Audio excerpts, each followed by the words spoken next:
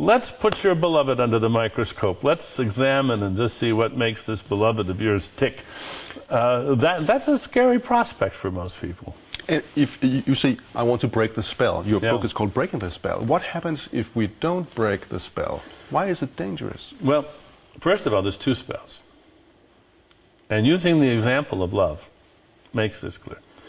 One is just the taboo against studying the subject at all. And that exists for love and for sex, say. I mean, when Masters and Johnson and Kinsey decided they were going to study sex, they were overcoming a very long-standing and a very powerful taboo.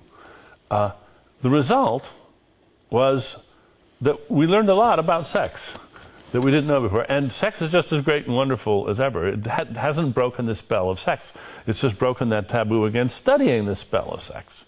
So what I think we have to do is the same thing that Kinsey did and that Masters and Johnson did. We have to break the taboo against examining religion with the full toolbox of science, because it's such an important topic.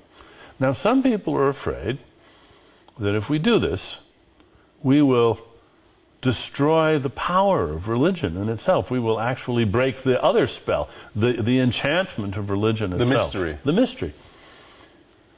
And I think that's a real issue. I don't think it's foolish to worry about that. I think in the end, it's misguided. But I think it's a very important issue to look at very closely. And since I wrote the book, I have to think, whatever the risks are, we have got to undertake those risks, because religion is just too important a phenomenon for us to remain willfully ignorant about it any longer. We need to understand what's going on first. And the two spells that you want to break are? Well, I want to break the taboo. Yeah, one. The second spell, I don't know yet whether I want to break that, and that's the mystery and enchantment of religion itself. Because, for one thing, I don't know what I would replace religion with. Yeah. And religion may indeed be performing some social cohesion benefit. It may be bringing solace to people's lives that just we can't find any good substitute for. But you're not just saying that religion is an hereditary condition. You are implying that it is an hereditary illness, aren't you? No, I'm not. No, I'm not saying it's an illness. I'm saying some of it is, I think, manifestly an illness. It's a pathology, and we want to look at that. But I am saying that it is a human condition, that is the devotion to a religion is a natural phenomenon. It's just as natural as having a sweet tooth, loving sugar, just as natural as loving music. And we can look at it and see what benefits does it provide, what maintains it, how does it evolve, what might it become next. That's the important question. We want to know, if we can, what it might become. But can science explain the concept of God, or what God is? Oh, I think so. What is God? Let's look at it historically. D'Arcy Thompson, great British biologist, once said, "Everything is the way it is because it got that way." If you want to understand what God is today, you have to look at what God used to be and then see what changes happened. And there's absolutely no question. God started out being an ancestor, a human ancestor, in the image of man, you could say. And so God originally was anthropomorphic, male, and terrifying in many regards. So that if you look at the Yahweh of the Old Testament, that there is a prototypical God figure, but you find similar gods around the world. Now, how that evolved is an interesting question, but let's set that aside for a minute and say, well, then what happened? Here's what I think happened. Now, first of all, let me say, I'm a philosopher. I'm not an anthropologist. I'm not a historian. I'm not a theologian. So I'm better at asking questions than answering them. And this book, the point of this book is to clarify the questions, to show why they're important, and show that we don't know the answers to them yet. So I'm not claiming that I know the answers to my own questions. I'm saying, these are the questions. Let's go out and answer them. Now, what I think happened is this. First, we had religions that were, in a certain sense, wild. They were primitive. They weren't organized.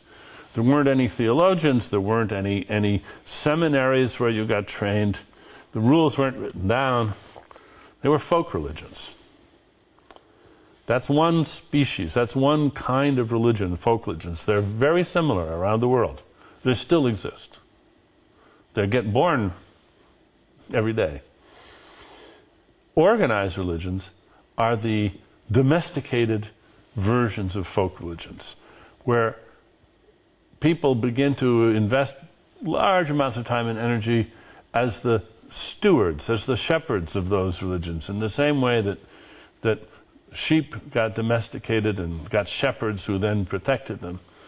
So religions got domesticated and had priests and theologians and bishops. And one of the really interesting things is that when this happened, a new adaptation emerged where religions got friends, they got stewards, they got protectors who weren't themselves religious.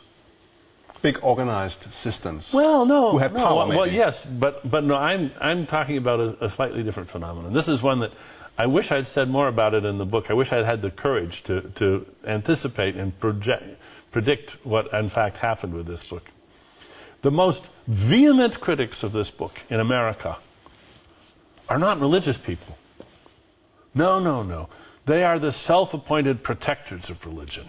They don't think they need religion themselves. They're not religious. But don't lay a hand on religion. Don't study religion. They are very anxious about my attempt to look at religion. I guess because they're afraid that religion, even though they don't need it, everybody else needs it. And so they are the most hysterical critics. But we have mainstream religion in Denmark. We have a lot of people who never go to church, who don't think the world is 6,000 years old, and have a very relaxed approach to religion. But what you are addressing in this book is what you call toxic religions. Where do you identify toxic Christianity, for instance? Creationism is a product of toxic Christianity. I think that it is simply appalling that well into the 21st century there would be 3 candidates in the Republican Party for the President of the United States in 2008 who don't believe in evolution. There's only one reason why they don't believe in evolution, because they've been told by their churches that evolution is false. Misleading people that way, that's toxic. That's culpably toxic. But do you see a battle of values in the U.S.? Oh, sure. Do you have to consider this group, the creationists, the fundamentals, as a real strong enemy? Do we have to fear them? I mean, it seems to me as if computers and popular culture, Elvis Presley, this whole big modernity have won the battle long ago. Well, yes, I think that may be right in the following sense. Unlike many of my countrymen, I do not see the tremendous outcry and attention being paid to religion these days in the United States as a sign of the strength of religion. I see it as a sign of the weakness of religion. I think religions are getting desperate. And why? Because of the internet and cell phones. It used to be possible for people to be kept in a condition of relative ignorance. And religion has always thrived on ignorance.